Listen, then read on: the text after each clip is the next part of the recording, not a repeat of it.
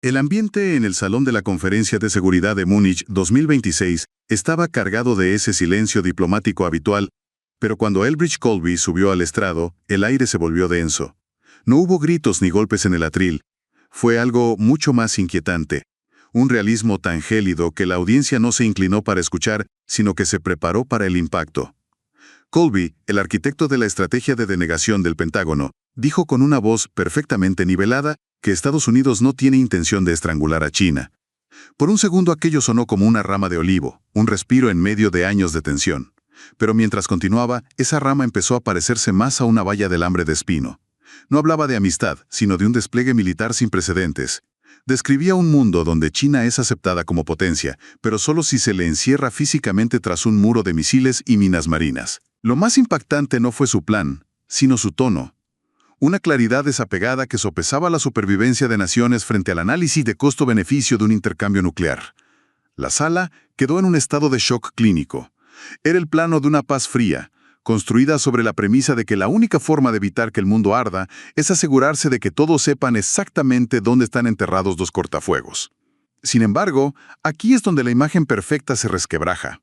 Mientras Colby dibujaba este muro de acero, la realidad en los astilleros contaba una historia distinta. Tenemos una estrategia que exige una producción masiva propia de la Segunda Guerra Mundial, pero una industria que ha olvidado cómo fabricar algo que no sea un Ferrari tecnológico, carísimo y escaso. Cuando miras los datos, la frialdad de Colby se vuelve alarmante. La capacidad de construcción naval de China es hoy 232 veces superior a la de Estados Unidos. Es la paradoja del poder duro. Un plan de hierro sostenido por una base industrial que, en los últimos informes, ha sacado una calificación de suspenso. ¿Es este el camino hacia la seguridad o simplemente una forma más calculada de vivir al borde de un abismo que no podemos sostener? Es una imagen fuertísima. O sea, el contraste entre el discurso en Múnich y la realidad material es brutal. Bien, vamos a desempacar esto. Porque escuchar un plan que habla de muros de misiles suena a un escenario extremo, pero la realidad, los números fríos que tenemos en la mesa, pintan un panorama sumamente complejo. He estructurado este análisis en tres partes, porque la llamada estrategia de denegación se sostiene sobre tres pilares fundamentales que muestran grietas profundas. Grietas estructurales, diría yo. Exacto. Primero, analizaremos el hardware, que abarca la base industrial y esta enorme paradoja del poder duro que mencionamos. Luego pasaremos al software, centrándonos en el poder de cómputo y la inteligencia artificial. Que cambia las reglas por completo. Fríamente la ingeniería y la mecánica detrás de ese plano estratégico. Lo fascinante aquí es la contradicción central de la estrategia de defensa estadounidense actual. Mira, durante los últimos 30 años, todo el enfoque industrial occidental se optimizó para construir Ferraris. Es una analogía perfecta para entender el problema. O sea, sistemas carísimos y de bajo volumen. Así es. Hablamos de sistemas de armas de altísima tecnología, extremadamente complejos. Piensa en el caza F-22 o los destructores clase Zumwalt. Son maquinarias asombrosas desde el punto de vista de la ingeniería, llenas de sensores y materiales furtivos.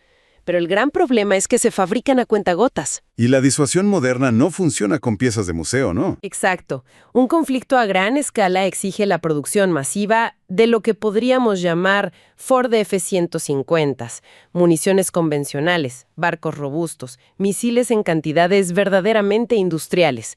El sistema actual simplemente no está diseñado para ese volumen. Y me resulta alarmante ver que la base industrial de defensa de Estados Unidos obtuvo una calificación de D, apenas un 63%, en un informe reciente de 2025. Es una calificación de suspenso rotundo. ¿Sí? Y esto se vuelve trágicamente evidente cuando miramos cuellos de botella específicos como el de los submarinos. La exigencia estratégica oficial es el plan de 3+1. Construir 3 submarinos de ataque clase Virginia y 1 balístico clase Columbia cada año. Ese es el papel, pero la realidad es que a duras penas se logran entregar 1.2 submarinos anuales. Y gran parte de esta parálisis viene de un fenómeno de recursos humanos, la famosa mano de obra verde. Es un tema crítico. Un submarino clase Virginia tiene más de 1 millón de componentes. La soldadura del casco tiene que ser absolutamente perfecta para soportar las presiones del océano. Históricamente, este trabajo lo hacían maestros soldadores con 30 años de experiencia. Pero, ¿Se están jubilando? Exactamente, el tsunami plateado. Y los astilleros se han llenado de trabajadores nuevos. La mano de obra verde que no tienen esa memoria muscular institucional.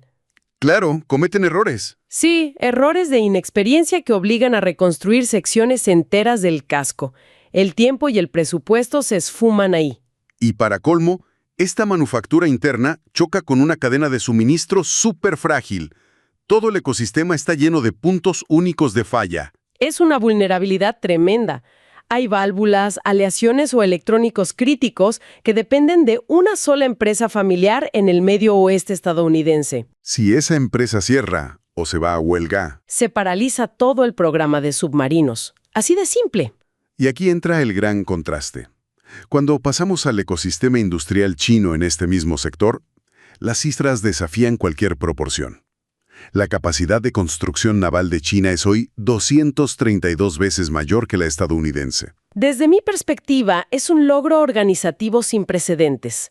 China invirtió de manera sumamente estratégica, paciente y muy disciplinada durante décadas para desarrollar su industria naval comercial. Y los resultados están a la vista. Totalmente.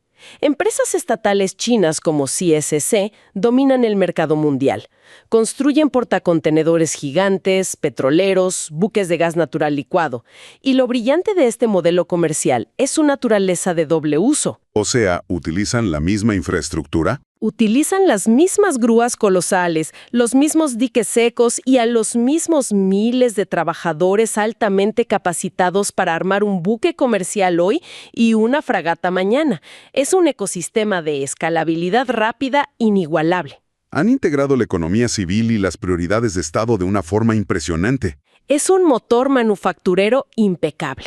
Bueno, pues aquí es donde se pone realmente interesante, porque si el pilar del hardware tiene esta brecha gigante, el software y el poder de cómputo reescriben todo el panorama.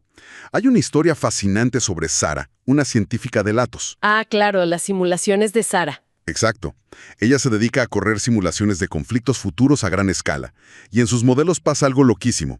Incluso cuando Estados Unidos tiene todos los activos físicos, o sea, más barcos, más submarinos, misiles infinitos, Termina perdiendo la guerra. termina perdiendo.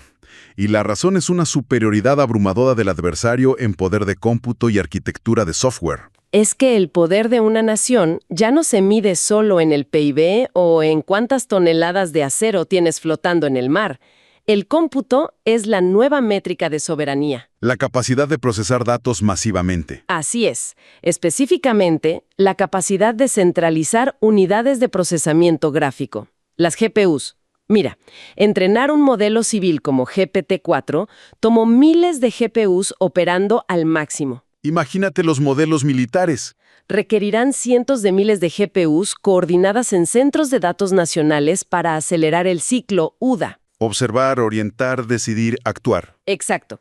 Si una inteligencia artificial puede procesar millones de datos de radares y sensores y tomar una decisión táctica en milisegundos, frente a los minutos o horas de una cadena de mando humana, el combate se define antes de disparar. El hardware físico queda ciego por la velocidad del software.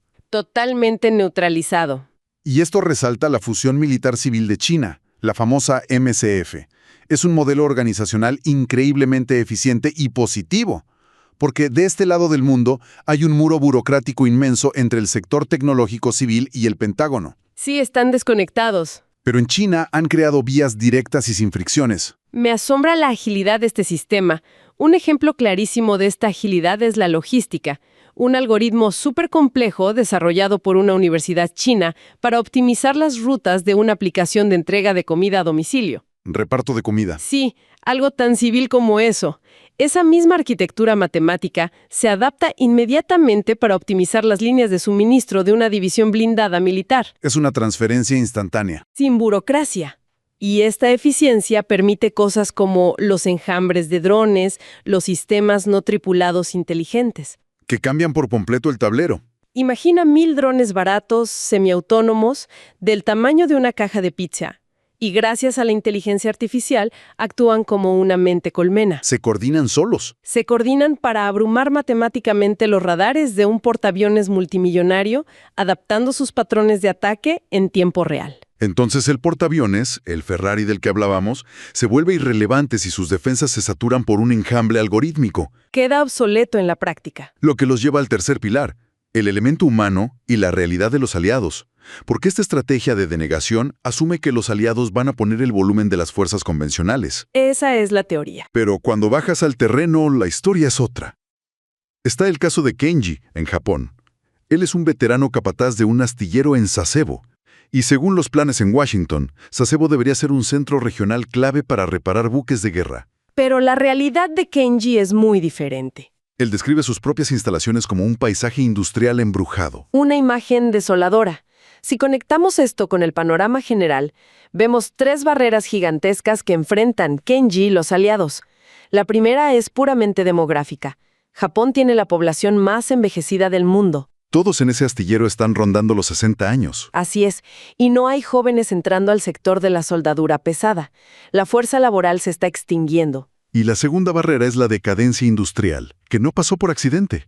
Durante 50 años, el gasto en defensa de Japón se mantuvo cerca del 1% de su PIB. Y sin ganancias, gigantes como Mitsubishi Heavy Industries simplemente no invirtieron en investigación ni en capacidad para expandirse.